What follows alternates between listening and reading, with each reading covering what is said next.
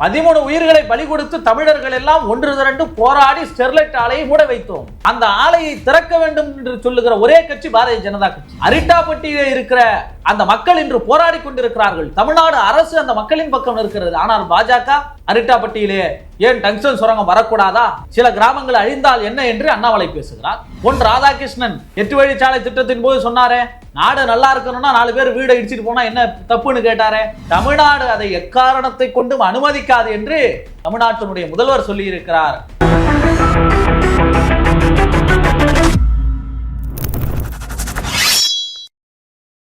வணக்கம்.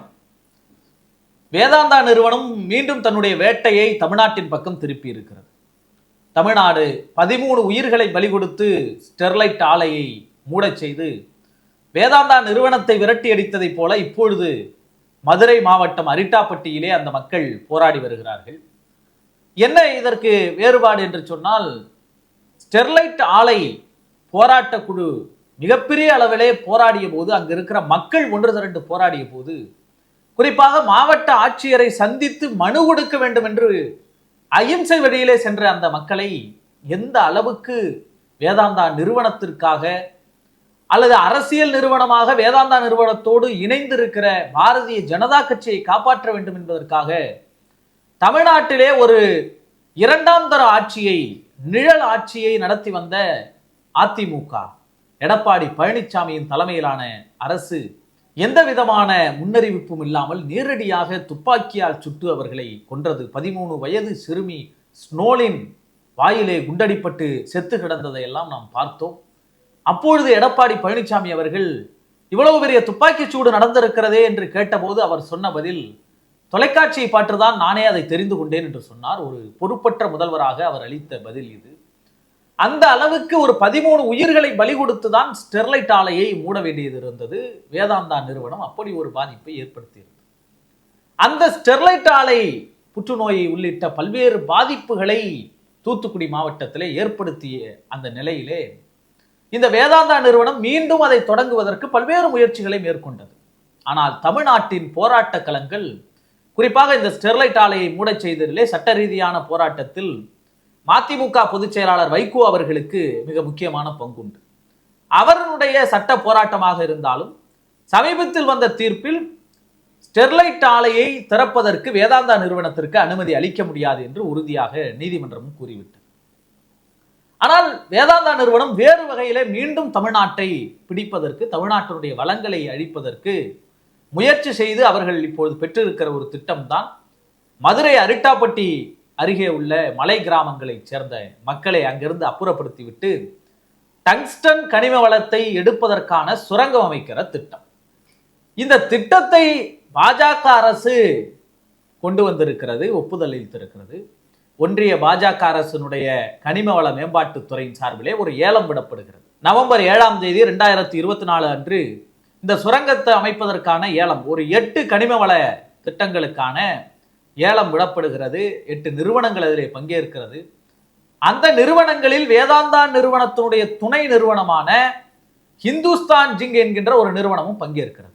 4 சுரங்க திட்டங்களை அவர்கள் எடுக்கிறார்கள். அதிலே ஒன்றுதான் மதுரை மாவட்டம் அரிட்டாப்பட்டி என்கின்ற பகுதியைச் சேர்ந்த இடத்திலே டங்ஸ்டன் கனிம வளத்தை தோண்டி எடுப்பதற்கான சுரங்கம் அமைப்பதற்கான திட்டம். மதுரை மாவட்டம் மேலூர் பகுதியிலே அருகே உள்ள அரிட்டாப்பட்டி, இந்த பகுதி 7 மலைகளை கொண்ட இந்த பகுதி மிகவும் வளம் வாய்ந்த பகுதி. அதிலும் குறிப்பாக அதிலே வெளிநாட்டுகளைச் சேர்ந்த தமிழ் பாரம்பரியம், இந்த பகுதி நிலப்பரப்பை சேர்ந்த கிட்டத்தட்ட 250க்கும் மேற்பட்ட பறவை இனங்கள் அங்கே வசிக்கின்றன. 700க்கும் மேற்பட்ட பூச்சி இனங்கள். அது ஒரு இயற்கை எழில் கொஞ்சுகிற ஒரு இடமாக இருந்து வருகிறது. அதிலும் குறிப்பாக பார்த்தீர்கள் என்றால், அங்கே இருக்கிற முல்லை பெரியாறு அணையினுடைய நீர்ப்பாசனத்தை பயன்படுத்தி 25,000 ஹெக்டேருக்கு மேற்பட்ட இடங்கள், நிலங்கள் அங்கே பாசன வசதியோடு விவசாயம் நடைபெற்று வருகிறது. 21 கிராமங்கள் அந்த பகுதியை சுற்றி இருக்கிறது. இவர்கள் எந்த பகுதியிலே சுரங்கம் வெட்ட வேண்டும் என்று சொல்லுகிறார்களோ அதை சுற்றி 21 கிராமங்கள் இருக்கிறது. குறிப்பாக அந்த பகுதியில் 2000 ஆண்டுகளுக்கு முந்தைய தமிழ் எழுத்துக்களை பதிவு செய்திருக்கிற மாங்காடு கல்வெட்டுகள் அந்த பகுதியிலே இருக்கிறது. பாண்டிய நாட்டினுடைய வரலாற்றை சொல்லக்கூடிய குடைவரை கோயில்கள் அந்த இடத்துல இருக்கிறது. சமணர் இஸ்லாமியர் நாட்டார் தெய்வ வழிபாட்டு தலங்கள் அங்கே இருக்கிறது, சமணர் படுக்கைகள் இருக்கிறது. குறிப்பாக தமிழ் கலாச்சார பண்பாட்டு அடையாளங்களை கொண்டிருக்கிற ஒரு பாதுகாக்கப்பட்ட அந்த மக்களால் கொண்டாடப்படுகிற இடமாக அந்த இடம் விளங்குகிறது. ஏன் இந்த இடத்தை அவர்கள் தேர்ந்தெடுத்திருக்கிறார்கள்? இயல்பிலேயே தமிழ்நாட்டினுடைய வரலாற்றின் மீதும் பாரம்பரியங்களின் மீதும் RSSக்கும் பாஜகவிற்கும் ஒரு ஒவ்வாமை இருக்கும். இங்கே திருவள்ளுவரை வருகிற பொழுதெல்லாம் நரேந்திர மோடி அவர்கள் கொண்டாடுவார், திருக்குறள் சொல்வார், எல்லாம் செய்வார். ஆனால் தருண் விஜய் என்கிற ஒரு MP திருவள்ளுவருக்கு சிலை வைக்க வேண்டும் என்று தமிழ்நாடு இல்ல இந்தியா முழுவதும் தூக்கி கொண்டு சுத்தினார். 2014 ஆட்சிக்கு வந்தபோது, பாஜக ஆட்சிக்கு வந்தபோது இங்கிருந்து ஒரு சிலையை செய்து அனுப்பி வைத்தார்கள். அந்த சிலை என்னானது என்றால், நான் போய் கங்கையில வைக்க போறேன், டெல்லியில வைக்க போறேன்ட்டு எடுத்துட்டு போனாரு. அங்க வைக்கிறதுக்கு விடல. ஏன்னா திருவள்ளுவரை அவர்கள் ஏற்றுக்கொள்வதாக இல்லை. அந்த திருவள்ளுவருடைய சிலையை கொண்டு போய் அங்க கவுத்தி போட்டு வச்சுட்டாங்க டெல்லியில. பாஜகவால வைக்க முடியல. அந்த அளவுக்கு தமிழின் மீதும் திருக்குறள் மீதும் இயல்பிலேயே அவர்களுக்கு ஒவ்வாமை இருக்கும். அதனால் தமிழ் பண்பாட்டு அடையாளங்களை சிதைக்க வேண்டும் என்பதிலே அவர்கள் முக்கியமாக இருப்பார்கள். சிந்து சமவெளி நாகரிகம் என்பதையே சிந்து சரஸ்வதி நாகரிகம் என்று மாற்றிவிட்டார்கள். ஏனென்றால் சிந்து சமவெளி நாகரிகம் திராவிட நாகரிகம், அது தமிழ் மக்களோடு தொடர்புடையது. அதே போல கீழடி, 2000 ஆண்டுகளுக்கு முன்னால் கீழடியிலே இங்கே சாதி இல்லை, மதம் இல்லை, எந்த கடவுள் அடையாளங்களும் இல்லை, இந்த மக்கள் சமத்துவமாக வாழ்ந்திருக்கிறார்கள் என்று தமிழ் பண்பாட்டை சொல்லுகிறது. அந்த கீழடி அகழ்வாராய்ச்சியை தடுப்பதற்காக பாஜக எவ்வளவு முயற்சிகள் செய்தார்கள். அந்த அளவுக்கு தமிழ் பாரம்பரிய பண்பாட்டை மறைப்பதிலே அவர்கள் முயற்சி எடுப்பார்கள். அதனால்தான் வேதாந்தா நிறுவனம் பாஜகவோடு சேர்ந்து அரிட்டாப்பட்டி பகுதியில் இருக்கிற அடையாளங்களை அழிக்க வேண்டும் என்று முயற்சிக்கிறது. சரி, இந்த திட்டம் எப்படி வந்தது? தமிழ்நாடு சட்டமன்றத்திலே தமிழ்நாட்டினுடைய முதலமைச்சர் மு க ஸ்டாலின் அவர்கள் இந்த டங்ஸ்டன் சுரங்க திட்டத்தை எதிர்த்து ஒரு தீர்மானத்தை நிறைவேற்றி இருக்கிறார். சட்டமன்றத்தில் தீர்மானம் நிறைவேற்றி இருக்கிறார்கள். ஆனால் பாரதிய ஜனதா கட்சி கடந்த காலங்களில் ஆட்சி செய்த போது தமிழ்நாட்டில் அதிமுக இருந்த போது என்ன நிலைமை? இன்றைக்கு அரிட்டாப்பட்டியை சுற்றியுள்ள பகுதிகள் 5000 ஏக்கருக்கு மேல நிலம், 2015 ஹெக்டேருக்கு மேல் நிலங்கள் வேதாந்தா நிறுவனத்துக்கு எழுதி கொடுத்தாகிவிட்டது. தமிழ்நாடு அரசுக்கே தெரியாமல் நவம்பர் 7ஆம் தேதி 2024, அது எப்படி ஒரு மாநில அரசுக்கு தெரியாமல் வீட்டை எடுக்க முடியும், நிலத்தை எடுக்க முடியும்? ஒரு மாநிலத்துக்குள் நுழைந்து அதுதான் பாரதிய ஜனதா கட்சி செய்திருக்கிற சூழ்ச்சி. 2023ஆம் ஆண்டு நரேந்திர மோடி அவர்கள் ஒரு சட்ட திருத்தத்தை கொண்டு வந்தார். சுரங்கங்கள் மற்றும் கனிம வளங்கள் மேம்பாட்டு திருத்த சட்டம் என்று ஒரு சட்டம், 2023. அந்த சட்டம் என்ன சொல்லுகிறது என்றால், மாநில அரசை கேட்காமலேயே அங்கு உள்ள நிலங்களை ஏலம் விட முடியும் ஒன்றிய அரசு. 303 இடங்களை பெற்று 2019 மீண்டும் ஆட்சியை பிடித்த நரேந்திர மோடி, நான் நினைத்தால் எதை வேண்டுமானாலும் செய்து கொள்ளலாம் என்று மிகப்பெரிய ஜனநாயக படுகொலையை செய்து வந்தார் அல்லவா? அதிலே ஒன்றுதான் சுரங்கங்கள் மற்றும் கனிம வளங்கள் திருத்த சட்டம். இந்த திருத்த சட்டத்திற்கு ஒப்புதல் அளித்தவர்கள் யார்? அதுக்கு அனுமதி அளித்தவர்கள் யார்? நரேந்திர மோடி அவர்கள் எதை சொன்னாலும் கேட்டுக்கொண்டு வாழாட்டி கொண்டிருந்த அதிமுக, அண்ணா திராவிட முன்னேற்ற கழகம், எடப்பாடி பழனிசாமி அவர்களுடைய தலைமையில் இயங்கிய போது 2023 நாடாளுமன்றத்தில் பாஸ் செய்யப்பட்ட இந்த சட்டத்திற்கு ஆதரவு அளித்து பேசியவர் தம்பிதுரை. அதற்கான ஆதாரங்கள் நாடாளுமன்ற பதிவில் இருக்கிறது. இந்த திருத்த சட்டம் வருகிற பொழுதே இதை கடுமையாக எதிர்த்தவர்கள் இந்தியா கூட்டணி. இன்னைக்குதான் இந்தியா கூட்டணி, ஆனால் அன்று இதை இன்றைய கூட்டணியில் இருக்கக்கூடிய தலைவர்கள் எதிர்த்தார்கள்.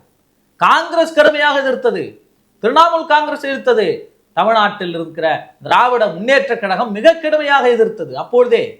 ஆனால் அதை ஆதரித்தவர்கள் அதிமுக காரர்கள், பாஜக காரர்கள். இந்த சுரங்கங்கள் மற்றும் கனிம வளங்கள் திருத்த சட்டத்தை நரேந்திர மோடி அவர்கள் ஏன் கொண்டு வந்தார்கள்?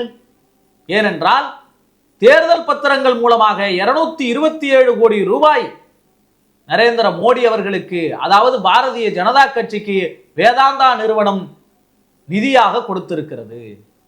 வேதாந்தா நிறுவனம் கொடுத்த 227 கோடி ரூபாய் நிதிக்குத்தான் பாரதிய ஜனதா கட்சி இன்று தமிழ்நாட்டில் இருக்கிற அரிட்டாப்பட்டியில் 5000 ஏக்கர் நிலங்களை தாரை வார்த்திருக்கிறது.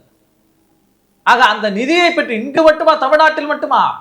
இந்த வேதாந்தா நிறுவனம் இந்தியா முழுக்க மலைவாழ் மக்கள், அந்த வடகிழக்கு மாநிலங்களிலே இருக்கிற மலைவாழ் மக்கள், இந்த மண்ணினுடைய பூர்வீக குடிகள் வில்லம்புகளை வைத்துக் கொண்டு வேதாந்தா நிறுவனத்தை விரட்டியடித்தார்கள்.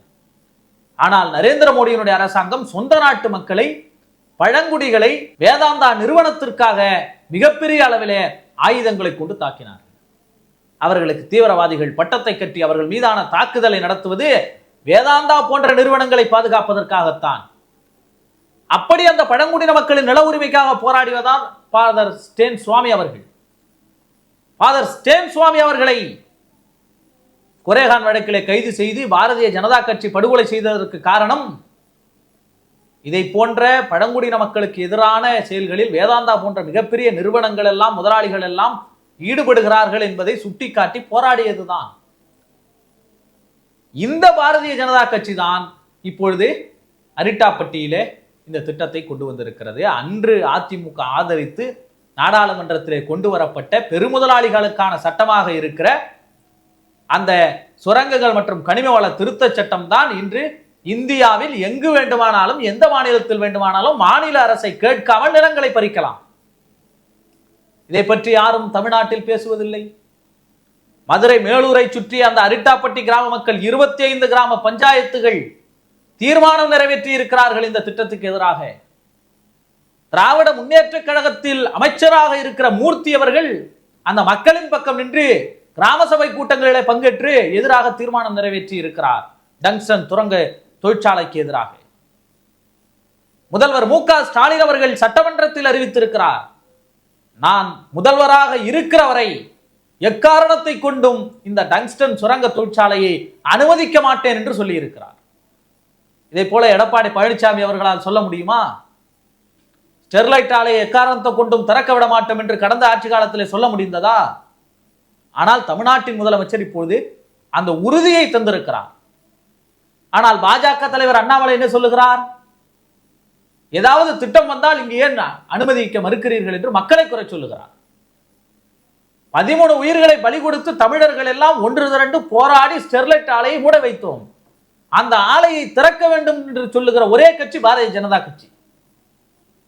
அதே போல வேதாந்தா நிறுவனம், அரிட்டாப்பட்டியிலே இருக்கிற அந்த மக்கள் இன்று போராடி கொண்டிருக்கிறார்கள். தமிழ்நாடு அரசு அந்த மக்களின் பக்கம் இருக்கிறது. ஆனால் பாஜக அரிட்டாப்பட்டியிலே ஏன் டங்ஸ்டன் சுரங்கம் வரக்கூடாதா, சில கிராமங்கள் அழிந்தால் என்ன என்று அண்ணாமலை பேசுகிறார். ஏற்கனவே பொன் ராதாகிருஷ்ணன் 8 வழிச்சாலை திட்டத்தின் போது சொன்னாரே, நாடு நல்லா இருக்கணும்னா 4 பேர் வீடை இடிச்சிட்டு போனா என்ன தப்புன்னு கேட்டாரே. அதே தோணியில் தான் பாரதிய ஜனதா கட்சி இப்பொழுதும் சொல்லுகிறது. அண்ணாமலை சொல்லுகிறார், அரிட்டாப்பட்டியில் இருக்கிற மக்கள் எதிர்க்கத்தான் செய்வார்கள், அதற்காக எந்த திட்டமும் கொண்டு வராம இருக்க முடியுமா என்று வேதாந்தா நிறுவனத்துக்கு ஆதரவாக பேசுகிறார் அண்ணாமலை. இதுதான் பாஜக. ஆக இந்த டங்ஸ்டன் சுரங்க திட்டம் என்பது மீண்டும் தமிழ்நாட்டை, ஏற்கனவே கல்குவாரிகள் மூலமாக மதுரை பகுதிகள் எல்லாம் மிகப்பெரிய அளவில் பாதிக்கப்பட்டது. அந்த கல்குவாரி முதலாளிகளுக்கும் பாஜகவுக்கும் தொடர்பு இருக்கிறது என்பது பல்வேறு ஊடகங்களிலே பல்வேறு விஷயங்களிலே தெரிந்த விஷயம். இன்று மீண்டும் தமிழர் பண்பாட்டை அழிப்பதற்கு, தமிழ் கனிம வளங்களை அழிப்பதற்கு, இந்த மண்ணை அழிப்பதற்காக வேதாந்தா நிறுவனம் டங்ஸ்டன் சுரங்க திட்டத்தை கொண்டு வருகிறது. பாரதிய ஜனதா கட்சியின் ஆதரவோடு கொண்டு வருகிறது. தமிழ்நாடு அதை எக்காரணத்தை கொண்டும் அனுமதிக்காது என்று தமிழ்நாட்டினுடைய முதல்வர் சொல்லியிருக்கிறார். ஆனால் பாரதிய ஜனதா கட்சி ஏற்கனவே நிதியாக பெற்ற 227 கோடிக்கும் சேர்த்தும் தேர்தல் பத்திரம் இல்லை என்றாலும் அவர்கள் நிதியாக பெறப்போகிற அந்த ஆட்சியை பாஜகவை நடத்துவதற்கு உதவி செய்து கொண்டிருக்கிற பெருமுதலாளிகளுக்காக தமிழ்நாட்டை அழிக்க பார்க்கிறார்கள். அவர்கள் அதை கொண்டு வர பார்க்கிறார்கள். ஒட்டுமொத்த தமிழ்நாடும் இதை எதிர்க்கிறது. நன்றி, வணக்கம். ஊடகம் கார்ப்பரேட் அரசியல்வாதிகளின் கைப்பாவையாக, அடிமைகளாக இருந்தது போதும். இனி சாட்டை எடுத்து சுழற்றும் நேரம் வந்துவிட்டது. ஊடகம் பொதுமக்களாகிய உங்களுக்காக, உங்களாலேயே இயக்கப்பட வேண்டும். ஊடக சுதந்திரத்திற்காக உங்களின் பங்களிப்பை இன்றே அளித்திடுங்கள்.